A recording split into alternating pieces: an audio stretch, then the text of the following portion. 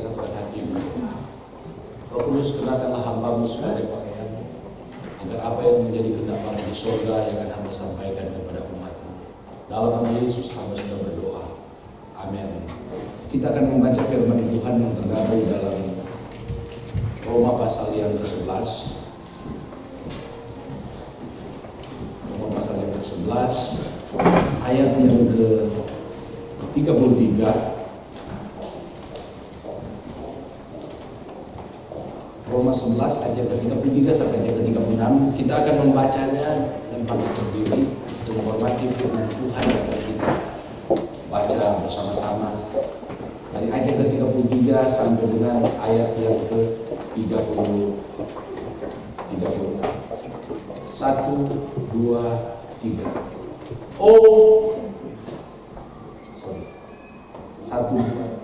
Oh alangkah dalamnya kekayaan, hikmat dan pengetahuan Allah. Sungguh tak terselidiki keputusan-keputusannya, dan sungguh tak terselami jalan-jalannya. Sebab siapakah yang mengetahui pikiran Tuhan? Atau siapakah yang pernah menjadi penasehatnya? Atau siapakah yang pernah memberikan sesuatu kepadanya sehingga ia harus menggantikannya? Sebab segala sesuatu adalah dari Dia, dan oleh Dia, dan kepada Dia, bagi Dialah kemuliaan sampai selama-lamanya. Amin. Firman Tuhan, silakan duduk. Kebenaran firman Tuhan ini ada hubungannya dengan, kalau saudara mengikuti sama saya beberapa bulan yang lalu, yang tidak ada tempat bagi orang sombong. Masih ada yang hafal, ingat ya, pasti dilakukan. Di dalam Roma pasal yang ke-11 ayat sebelumnya, artinya apa? Saya dan saudara diselamatkan bukan karena kebenaran kita, bukan karena kebaikan kita, tapi karena apa? Di satu sisi itu karena kasih karunia Tuhan, tetapi di sisi lain itulah yang dikagumi oleh Rasul Paulus. Kita diselamatkan oleh karena penolakan Israel. Oleh karena Israel menyalibkan Yesus, mereka menolak Injil, mereka menolak juru selamat. Bahkan mereka berkata, biarlah darahnya ditanggung oleh kami dan keturunan kami. Dan saudara tahu akibat daripada perkataan ini, pada tahun 70 Yerusalem itu dibinasakan. Darah itu dikatakan oleh Nabi Yeremia itu seperti dikekang kuda. Begitu terjadi pertumpahan darah. Dan pada tahun 135 Masehi setelah Yesus, tidak ada satupun orang Israel di tengah-tengah bangsa Israel atau di Palestina. Mereka mengutuki mereka sendiri. Dan akibat tidak percaya mereka kepada Yesus, akhirnya Injil itu sampai kepada bangsa-bangsa lain. Inilah yang membuat Rasul Paulus, dia berkata di dalam kebenaran firman Tuhan ini, dia berkata, sungguh tak terselidiki keputusan-keputusannya, sungguh tak terselami jalan-jalannya. Dosa, kejahatan, penolakan dirubah oleh Tuhan menjadi keselamatan, menjadi kehidupan kekal, menjadi berkat-berkat yang melimpah. Yang tadinya kita miskin, kita menjadi kaya. Yang tadinya kita tanpa pengharapan dalam hidup ini, kita bisa berjalan dengan penuh pengharapan, karena kita tahu kita sedang berjalan. Kalau bangsa Israel berjalan menuju ke tanah Kanaan, supaya mereka bisa makan madu, supaya mereka bisa makan makanan yang berlimpah-limpah. Tapi kita berjalan menuju Kanaan surga, menuju Yerusalem surgawi dengan penuh sukacita, karena Yesus sudah menyediakan buat kita. Amin. Inilah yang membuat Rasul Paulus, sungguh engkau kaya Tuhan, sungguh engkau luar biasa hikmat-Mu, tidak ada yang bisa menandingimu. Padahal kalau kita tahu Rasul Paulus saking tinggi ilmunya, sampai Festus mengatakan, gubernur Romawi mengatakan, kamu sudah gila Paulus, karena ilmumu yang banyak membuat kamu gila. Kadang-kadang orang percaya, kalau ada yang menganggap saudara gila oleh karena tahu kebenaran firman Tuhan, oleh karena mau melakukan firman Tuhan yang berbeda dengan orang-orang yang sesama dengan kita, Paulus juga dikatakan seperti orang gila. Bahkan Yesus juga dikatakan mengusir setan dan kuasa Beelzebul, padahal dia menolong, dia menyembuhkan orang. Artinya, kalau saudara menderita, saudara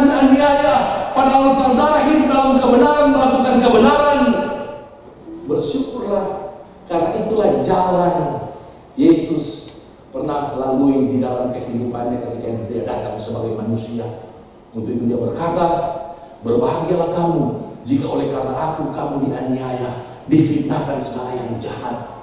Jadi kalau kita menolak penderitaan, menolak difitnah, menolak digosipkan, menolak kekurangan, menolak tidak dipromosikan, menolak mungkin tidak menerima upah yang sesuai dengan apa yang kita lakukan. Jangan mengomel, jangan bersungut-sungut. Rasul Paulus katakan, mengapa engkau tidak lebih suka dirugikan? Mengapa engkau tidak lebih suka diperlakukan tidak adil? Karena dengan demikian kita akan menjadi sama seperti Kristus. Kristus yang kaya dan yang luar biasa. Tema pada minggu ini, saya akan berbicara tentang Allah kita hebat dan luar biasa. Amin. Nah, sedikit saya ingin bawa saudara balik bagaimana kehebatan daripada Allah ini. Itu dinyatakan ketika mereka berada di Mesir. Kita tahu ketika mereka berada di Mesir, mereka diperbudak hampir 430 tahun. Mereka diperbudak oleh bangsa Mesir.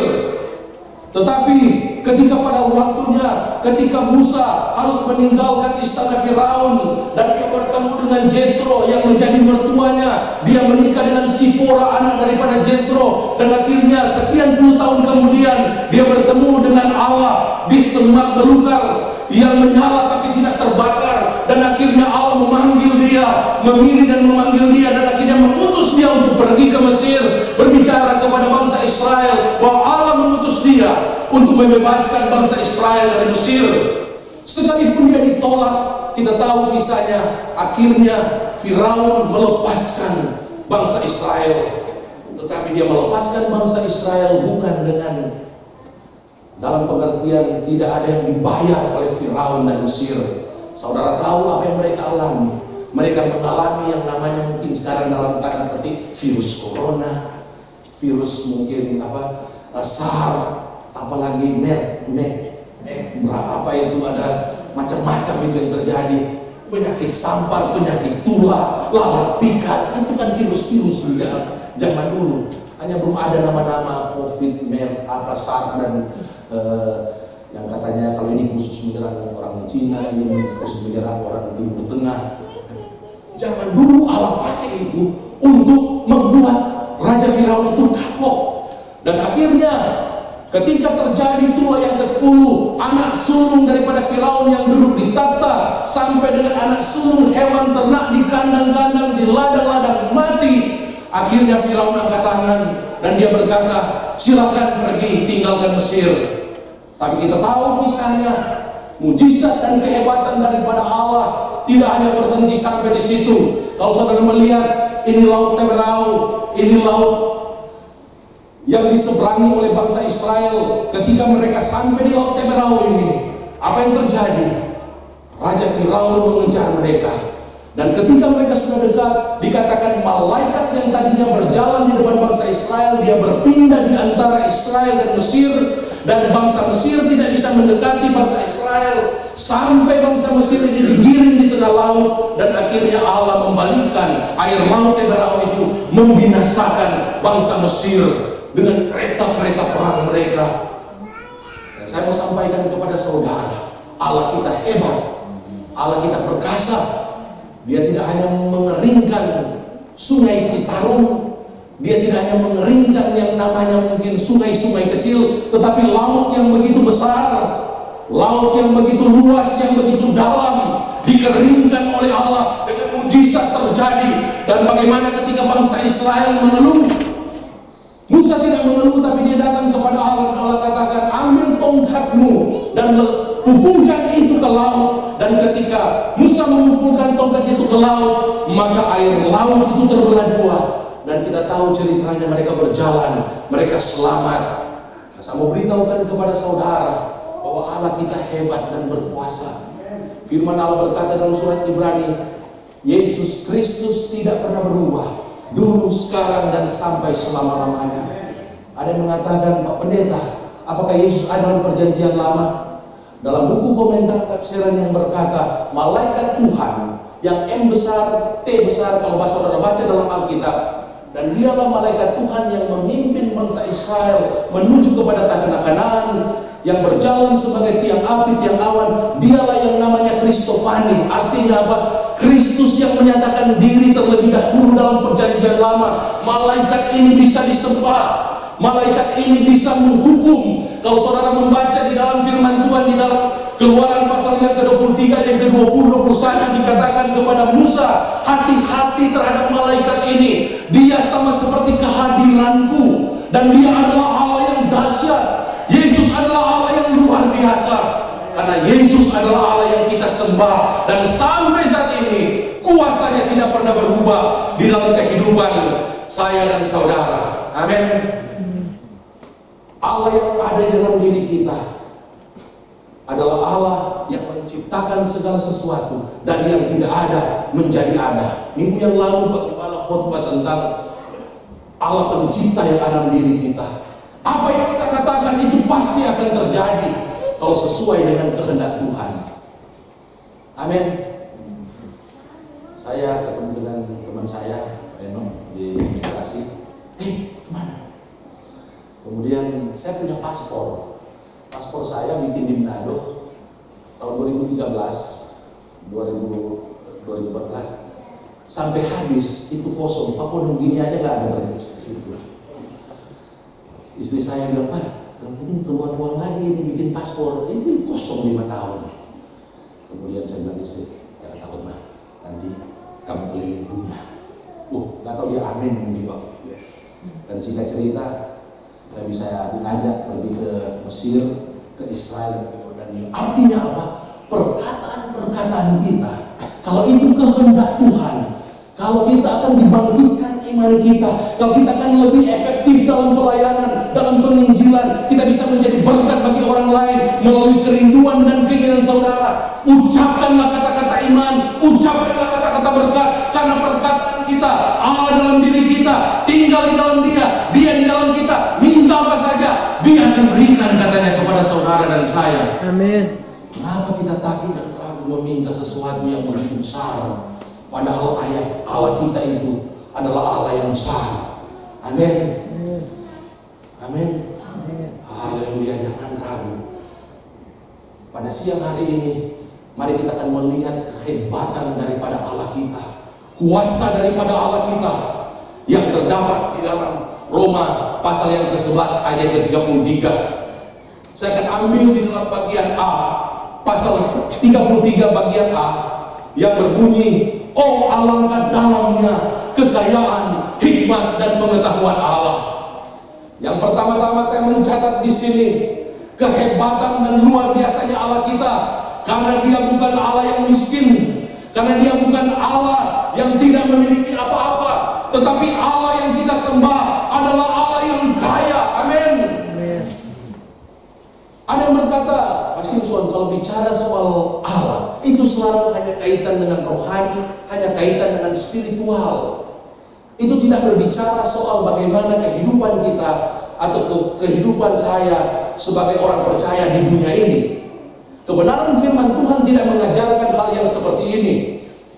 Ketika saya meneliti kebenaran firman Tuhan ini, saya mendapatkan kata kekayaan yang ditulis dalam ayat ke-33 ini diterjemahkan dari kata plotos. Artinya, kekayaan ini berarti kekayaan, kelimpahan material atau spiritual. Allah yang kita sembah adalah Allah yang kaya, bukan hanya hal rohani, tetapi Dia Allah yang kaya dengan hal-hal yang materi. Karena apa? Kehidupan kita di dunia ini tidak bisa dilepaskan dengan namanya hal materi. Amanat agung Tuhan Yesus Kristus memerlukan ongkos yang besar. Injil diberitakan ke segala bangsa, itu memerlukan dukungan finansial daripada anak-anak Tuhan. Untuk itu dalam Lukas pasal yang ke-8 ayat yang ke-3, Yesus melibatkan yang namanya wanita-wanita yang hatinya kaya, kasih akan Tuhan dan sesama. Dikatakan mereka melayani Tuhan dengan kekayaan mereka, dengan harta mereka. Artinya apa? Allah yang saudara sembah, Allah yang saudara percayai dalam kehidupan ini, Dia Allah yang kaya juga, yang sanggup menyediakan segala sesuatu yang saudara dan saya butuhkan dalam kehidupan ini. Amin. Amin. Haleluya. Kemudian yang kedua, hikmat ini berarti kebijaksanaan, wawasan, keterampilan, kecerdasan, atau diterjemahkan dari Sophia. Kalau ada yang punya nama Sophia, istri saya, nama ketiganya Sophia, Luciana Elvira Sophia, luar biasa ya. Orang yang berhikmat, orang yang terampil ya. Saya kalau berpakaian begini bukan setelan saya gitu Pak, setelan istri pasti. Dia harus nyetrika, kadang dia cuci 2 jam sebelumnya, karena sampai malam worship night, kadang dari rumah duka baru cuci paginya. Selama pelayanan hampir 20 tahun, bukan saya mempersiapkan, tapi istri saya mempersiapkan.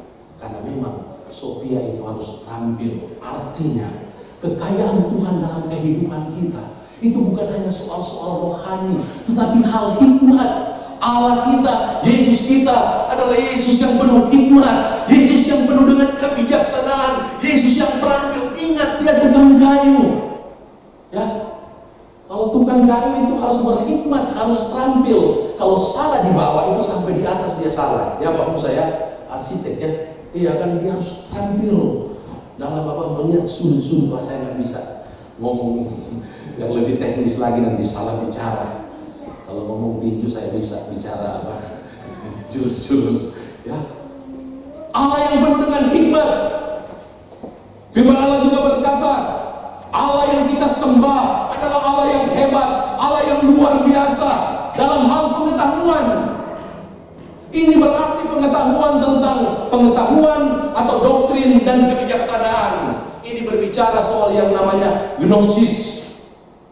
Kekayaan Tuhan kita, kehebatan Tuhan kita, itu juga berbicara soal pengetahuan yang dia miliki, soal kebijaksanaan yang dia miliki di dalam kehidupan ketika dia melayani Tuhan. Dalam hal apa sajakah kita bisa melihat dalam diri kita atau dalam Tuhan Yesus Kristus ketiga hal ini yang saya sampaikan: kekayaan, hikmat, kemudian di dalam pengetahuan. Yang pertama-tama, mari kita melihat soal kekayaan. Firman Allah berkata di dalam Hagai pasal yang kedua ayat ke-8, kepunyaan pula perak dan kepunyaan pula emas, demikianlah firman Tuhan semesta alam.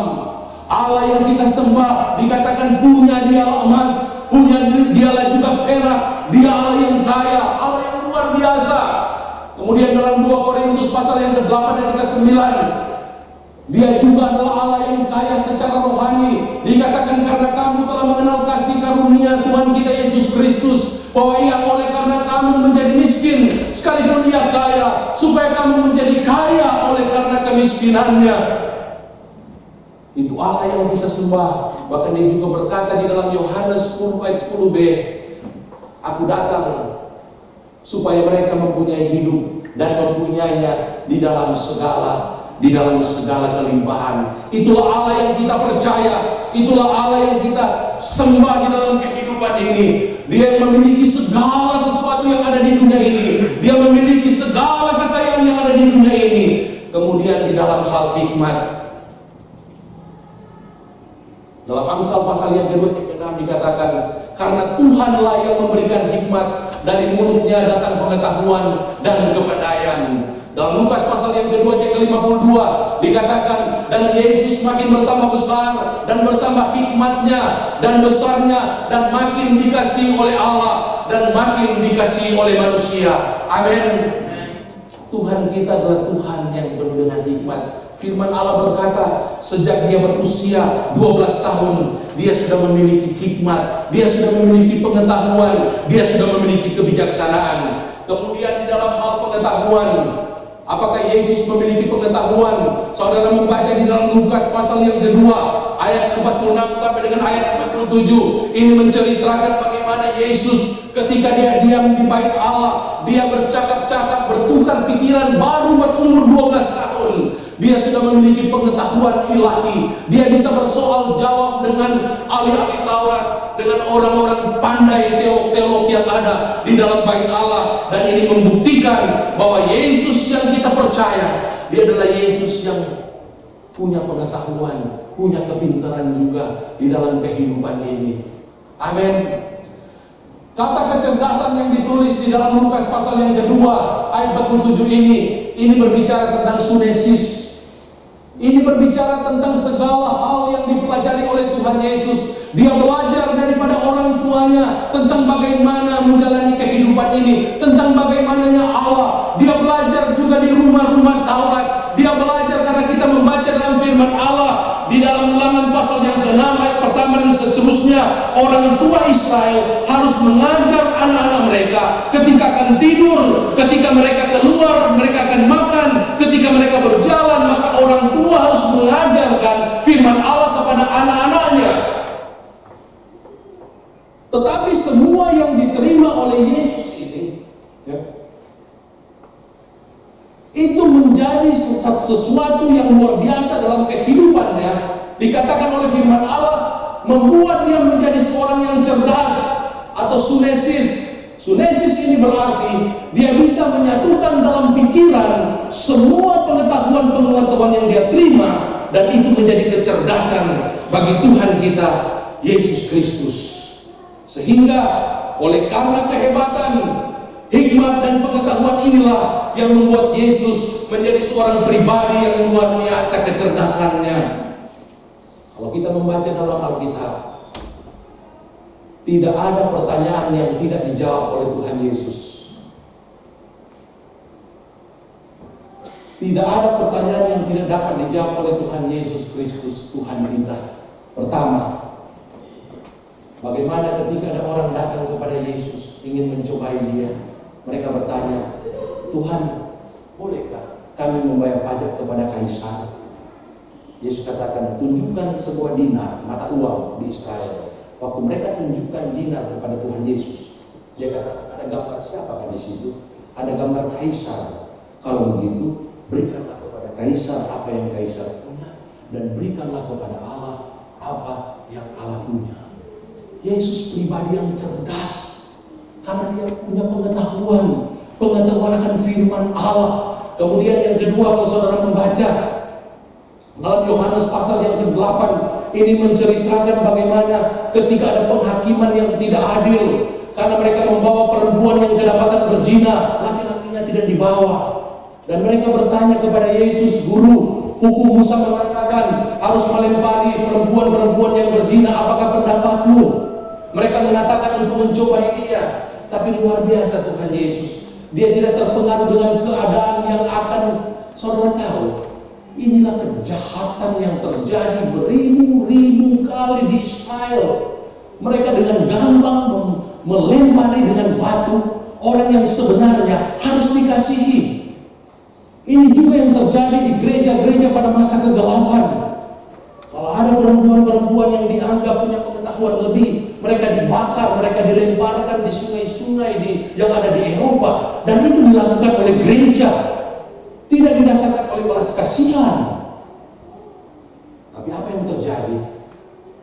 Kalau Yesus hadir, mungkin dia lagi tulis tesis, ya. Dikatakan di sini, kalau saudara baca, dia kan lagi nulis di lantai, ya.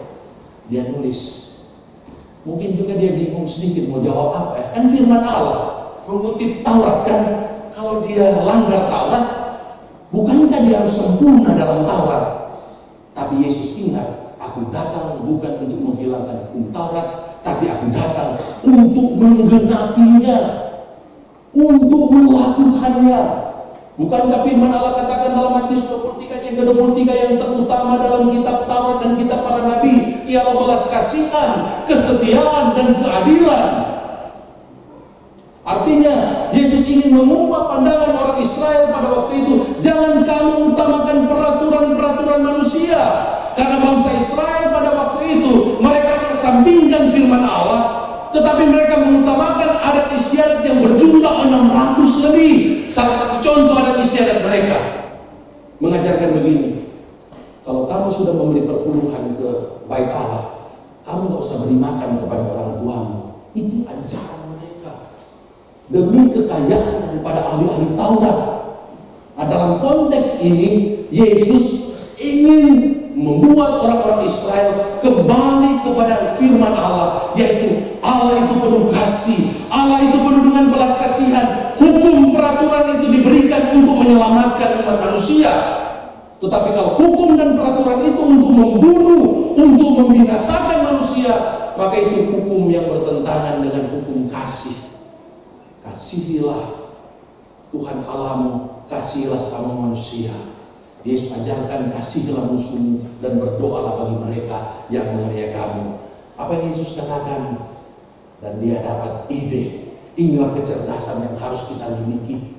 Dia katakan, barang siapa di antara kamu tidak berdosa, hendaklah ia yang pertama melemparkan batu kepada perempuan itu.